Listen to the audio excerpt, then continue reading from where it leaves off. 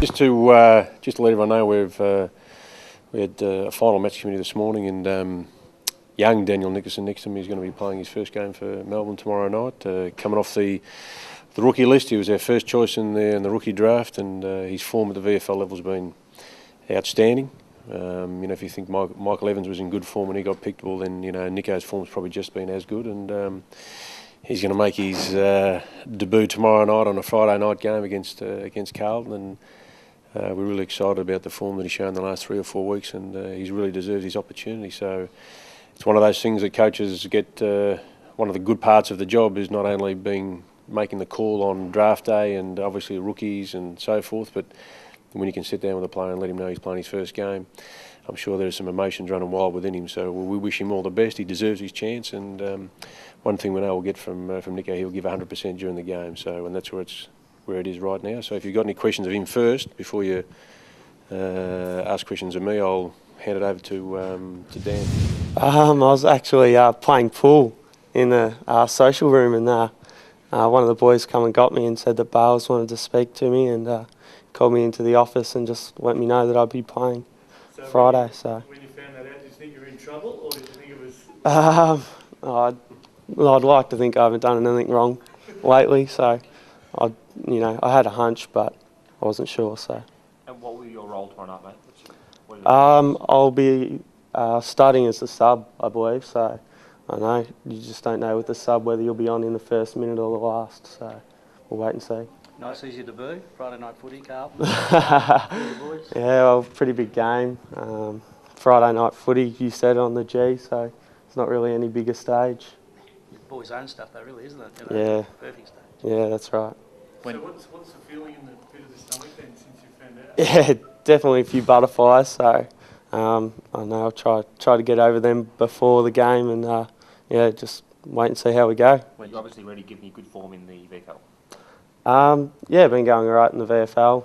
Been working closely with the coaching staff, and slowly trying to take the next step, and happens this Friday, so we're good. How long ago did you find out? 5 minutes, 10 minutes maybe. So it's sunk in yet? No, not really. You called anyone, or? Yeah, called Mum and Dad. Mum was a bit hysterical, so better give her a call back after this, see if she's all right. Who did you sort of grow up supporting and following, and who have you sort of looked at as footballers? I was a Hawthorn supporter, so a few in the crowd. So just grew up, obviously loved Buddy Franklin, watched him kick a lot of goals and whatnot, and never thought I'd be up playing against those type of players, so it's a dream come true. What about, obviously you're not the same size and shape as Buddy, so who have you sort of modelled your game on, who have you looked up to? Well, internally, say Clint Bartram, someone like that can play sort of defensive mid, half back, so he's one that's really helped me out lately. I've got to go have a chat to him now about a few Carlton boys, so yeah. His form in the VFL, certainly starting the year playing halfback and then coming through the middle of the ground's been. He's a very good story in regards to the development and the progress of some of our guys on the list, and he's developed significantly in the last probably 4 or 5 weeks, where his form has just got better and better each week, and developing him in a couple of, well, probably 2 or 3 roles has probably seen his flexibility grow. And look, he's a very determined young man. So he's come from if you like a mature age rookie rather than being an 18-year-old, and he's very excited about the opportunity, and we know that he'll take it with both hands. Yeah, there's plenty of. Is it tougher for him to come in as a sub, knowing that it could be 1 minute in, it could be, rather than saying here's a set role? Yeah, it's interesting you said the sub, so we'll have chat to Dan about that. But look, that's the options that he's got, is either starting on the ground or starting on the interchange or being a sub. So I think the young man's pretty excited about actually playing at the moment. So look, whether you're playing as a sub or whether you're playing on the ground, the ability to prepare to play your first AFL game, he'll be not only very excited, but the expectation through him, as you just saw then. Like, I heard him talking to his father on the way out, and he sort of said to him, he said, "Oh, look, I hope you got nothing on Friday night." So I thought, well, he's taken it in the right stride in the game anyway. Then Tom Scully, will he play in the VFL or the AFL this weekend? What's his progress like this week? Well, I think it's been publicly recognised that he'll be playing in the VFL on the weekend. Dean, just a young bloke, can you liken him to a player, having none of us seen him? Type of player he is? Well, he's very quick and he's got a big engine, so that's a good start. He mentioned sort of Clint Bartram when he first started playing halfback and playing in a back pocket for us. He's certainly taken some really good advice from Barty as well. Oh, he's like to someone. It's very difficult until you guys see him play at an AFL game. We've seen him play in a VFL game, but to try and draw a simulation to someone else is a little bit premature at the moment. I think you'd like to think that he'll go out and play as who he is rather than try and reflect someone else. But he's got great speed and he's got great agility and he's got a big engine and he really works hard. Like you'll see him play and he'll be giving it all as you would your first game of AFL footy. Talking of big engines, I guess countering the Carlton midfield is the key to tomorrow night. Yeah, they're very effective at the stoppage. They've got first possession clearance players that are certainly first class, and I think every game you go into, as long as your attitude and your approach, and we're expecting a competitive 120-minute effort tomorrow, regardless of who we're playing. But the edges is certainly with how they're certainly in good form, and our form's sort of certainly up and down. So it'll be a great challenge for us to take a big stride forward tomorrow in not only the stoppage stuff.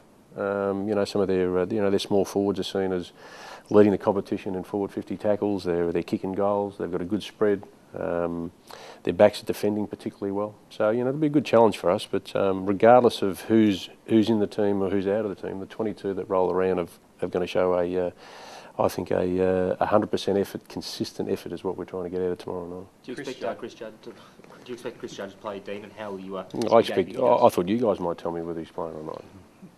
Well, how much easier does the... So you don't know or you do know? He's probably last Sunday. I don't know how he's now today. We haven't followed up whether he's playing. Hey, there'd be a big story if he's not playing, surely. He's very likely. So I'll take it that he's very likely to play.